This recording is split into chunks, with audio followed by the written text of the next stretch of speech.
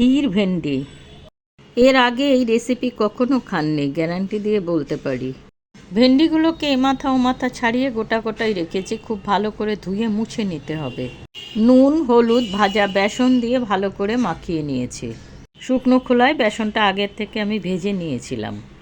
এরপর রিফাইন তেলে ভেন্ডিগুলোকে ভেজে তুলে নেব। ভিডিওটা যদি আপনাদের ভালো লাগে লাইক, কমেন্ট, শেয়ার করে একটু পাশে থাকবেন। চ্যানেলটাকে সাবস্ক্রাইব করে দেবেন প্লিজ। একই রকমভাবে আলুটাকেও ভেজে নেব। লম্বা করে কেটে নিয়েছি, এটাও মুছে নিয়েছি ভালো করে। নুন, হলুদ, বেসন দিয়ে একই রকমভাবে এটাকেও ভেজে নেব। এই রেসিপিটা এত সুন্দর হয় বলে বোঝাতে পারবো না। খেতে একদম মাখনের মতন লাগে, সফট তুলতুলে। দিলাম কুচনো পেঁয়াজ।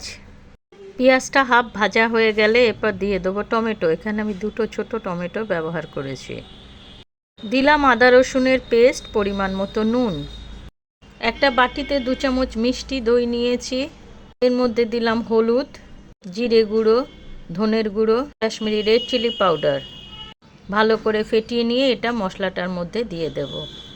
মশলাটা ভালো করে কষে তেল ছেড়ে আসলে পরে এবার দিয়ে দেবো পরিমাণ মতন জল। অন্য একটা বাটিতে 2 চামচ খোয়া ক্ষীর নিয়েছি আর দুধ দিয়ে ভালো করে মিশিয়ে পেস্ট করে নেব। জলটা খুব ভালো করে ফুটে গেলে ওর মধ্যে খোয়া ক্ষীরের পেস্টটা দিয়ে দেব। রেসিপিটার এটাই বৈশিষ্ট্য, তার আগে আমি মিষ্টি দই ব্যবহার করেছি। এইভাবেই করবেন, তবেই এই টেস্টটা আসবে। এরপরে ভাজা ভেন্ডি আর আলুগুলো দিয়ে দিলাম। ঢেকে দেব জাস্ট 5 মিনিটস। রেডি হয়ে গেল ক্ষীর ভেন্ডি। রুটি, পরোটা দিয়ে ফাটাফাটি রেসিপি। অনুরোধ রইল রান্না করে খাবেন।